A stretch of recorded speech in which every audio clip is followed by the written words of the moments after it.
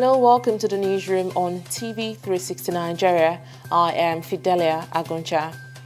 President Muhammadu Buhari is meeting with some state governors at the presidential villa in Abuja. The meeting has been convened to discuss the issue of minimum wage for Nigerian workers. The 36 state governors had met last week and announced that they would not be able to pay the 30,000 naira per month minimum wage being demanded by labor unions. The governors threatened to carry out mass retrenchment if they are forced to implement the new minimum wage. The presidential candidate of the People's Democratic Party has officially launched his presidential campaign with a promise to tackle unemployment. Atiku launched his campaign in a live social media broadcast with a presentation of his policy documents tagged the Atiku Plan. He also promised to come up with policies which will improve the life of all Nigerians. The Federal High Court in Osogbo has ordered that Richard Akindele, a former lecturer with Obafemi Awolowo University, be remanded in prison custody. Akindele was arraigned on Monday by the Independent Corrupt Practices and Other Related Offences Commission (ICPC) before Justice Maureen Onyetenu on 4 counts bordering on alteration of age and demanding sex to pass his student. He has pleaded not guilty to the charges. The Kano High Court has granted an interim injunction sought by Abdullahi Ganduje, governor of Kano State, restraining Daily Nigerian newspaper and Jafar, its publisher, from publishing videos about him. The news platform had published videos showing Ganduje allegedly collecting kickbacks from contractors.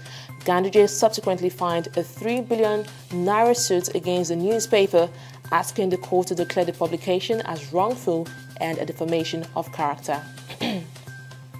A judge at the National Industrial Court, Judith Agbakova, has rescued herself from a matter involving the alleged illegal dismissal of military officers by the Nigerian Army in 2016. The judge took the decision after a lawyer representing the Nigerian Army and the Chief of Defense Staff accused her of bias in a petition introduced in court on Monday.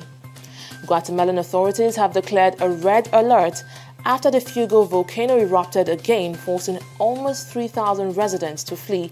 A spokesperson for Guatemala's disaster management agency, CONRAD, said 2,995 residents in the municipality of Escontla and 2 other districts were moved to shelters as a precaution.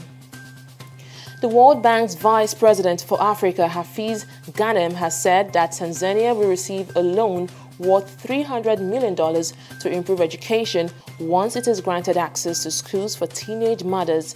Last Friday, Ghanem met with President Magufuli to talk about the loan.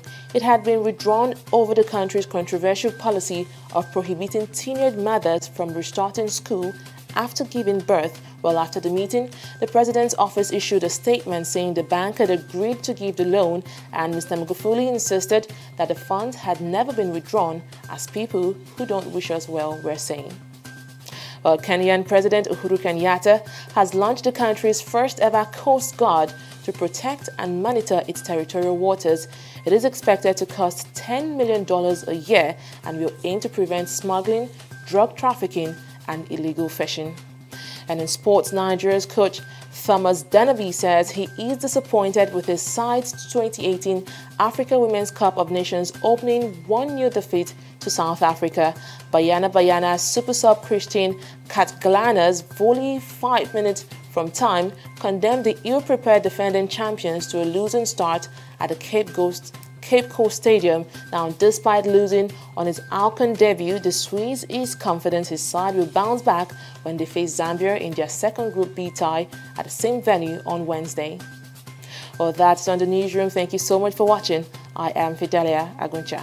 Bye for now.